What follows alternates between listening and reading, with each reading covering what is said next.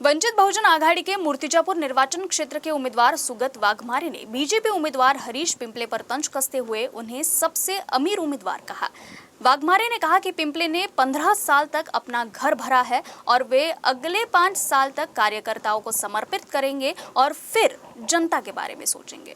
नाही हे बघा, आता हे इलेक्शन आहे आणि या निवडणुकीच्या याच्यामध्ये असे विचित्र काहीतरी टीका वगैरे हे असे चालतच असतात। मी राहणारा रणपिसे नगर मधला आहे। 1972 पासून तिथे राहतो। माझं घर आहे आणि प्रत्येकाला हे सगळं माहित आहे। पार्सल वगैरे म्हणणे हे ते मी माझा व्यवसायासाठी पुन्हा मुंबई, औरंगाबाद, परभणी इकडे तिकडे माझ्या व्यवसायासाठी मी एक बिल्डिंग बांधायसाठी जात असतो। फक्त माझा व्यवसाय कन्स्ट्रक्शनचा आहे आणि तो माझ्या वडिलांपार्जित तो व्यवसाय आहे। त्या व्यवसायासाठी मी इकडे तिकडे एखादी बिल्डिंग बांधायची परत यायचं असं सगळं आहे आणि माझी मुलगी जी आहे ती एज्युकेशनला तिथे आहे। त्यामुळे त्यांना लोकांना असं वाटत असेल, पण माझं मूळ घर माझा जन्म भीमनगरचा आहे। अकोला भीमनगरचा माझा जन्म आहे 1970चा।